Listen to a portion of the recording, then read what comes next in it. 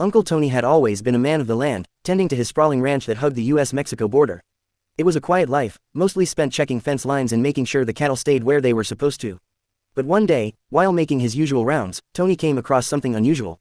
A father and his young daughter were huddled by his fence, dehydrated and exhausted from their journey, trying to cross into the United States. Tony was a man of strong principles, but he had a heart too. The sight of the scared girl tugged at him. Without thinking twice, he gave them water and drove them to the nearest road, pointing them towards town. As he drove back to the ranch, he felt a twinge of guilt but also relief. He had helped them, what harm was there in that? The next day, Tony went to check his fence again. This time, it was a family of 5, parents with 3 young kids, all dusty and worn down. Once again, Tony's heart got the better of him. He gave them water, pointed them to the road, and wished them well. But something didn't sit right with him afterward. He couldn't quite shake the feeling that maybe he was getting involved in something bigger than he realized. By the 3rd day, the situation escalated. Tony came across a group of nearly 20 people, all desperate, pleading for water. He gave them what he could but started to worry. This was no longer a one-off act of kindness. What if his neighbors or the people in town found out? He knew they wouldn't take kindly to it, but he let them go anyway. What else could he do? Then the 4th day came, and Tony couldn't believe his eyes.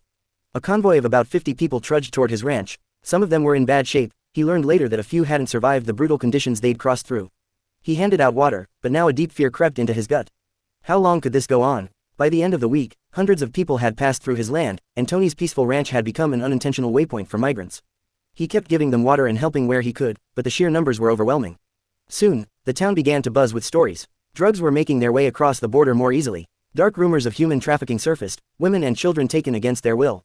Jobs in town were disappearing, with businesses hiring people who would work for less, undocumented and under the radar. Hospitals were bursting at the seams, schools overcrowded, and the local police force stretched thin.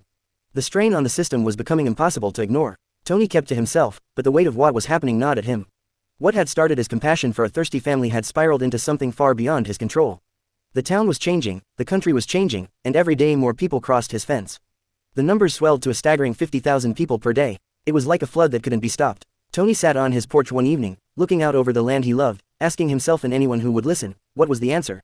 He realized that somewhere between 1 person and a billion, there had to be a line, a number that the system couldn't handle. If he kept helping everyone, where would it end? The strain was already breaking things down: jobs, healthcare, education, safety. If even Tony's simple act of giving water could lead to this, what could possibly be the solution?